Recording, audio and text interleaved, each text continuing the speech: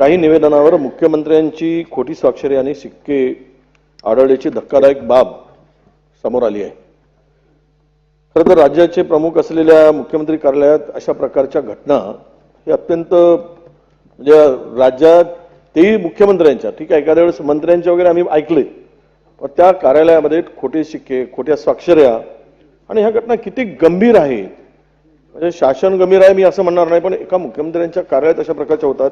यापूर्वी सुद्धा आपण सगळ्यांनी पाहिलंय की महाराष्ट्राने तोतया ओएसडी मुख्यमंत्री कार्यालयात 6 महिने अध्यक्षमध्ये 6 महिने होता आणि तो बिनधास्तपणे त्या ठिकाणी त्याचा वावर होता, बिनधास्तपणे त्याचं काम चाललेलं होतं। म्हणजे राज्य काय चाललंय राज्यात हे कळत नाही। यामध्ये जिथून राज्याचा कारभार संपूर्ण चालतो त्या मंत्रालयात मुख्यमंत्र्यांच्या निवासस्थानामध्ये असे राजरोसपणे हे मुख्यमंत्र्यांचे ओएसडी म्हणून ते त्या ठिकाणी होते। इतकेच नव्हे तर 8 महिन्यात त्याने अनेक अधिकाऱ्यांच्या त्यात होते या नाही बदल्या सुद्धा केल्या अध्यक्षमध्ये आणि बदल्या कर्मचाऱ्यांच्या बदल्या फाईलीचा स्वतः फाईल घेऊन तो ओएसडी जायचा डुप्लिकेट मुख्यमंत्र्यांच्या पुढे आणि सही करून यायचं। ते मुख्यमंत्र्यांना माहित पण नाही हा ओरिजिनल आहे की डुप्लिकेट आहे। आता एक असे करा, मुख्यमंत्री डुप्लिकेट आणा, उपमुख्यमंत्री डुप्लिकेट आणा। ही जर एखाद्या ओएसडी इतक्या जबाबदार बेजबाबदारपणे हे सगळं कार्यालय चालत असेल तर महाराष्ट्राच्या झिंडवडेच काढण्याचा हा सगळा प्रकार आहे। म्हणून ही कालची जी घटना आहे ना अध्यक्षमध्ये अत्यंत गंभीर आहे। या संदर्भात मुख्यमंत्री कार्यालयाने सुद्धा एखादा मला कळत नाही की इतका दिवाखाली अंधार कसा असू शकतो।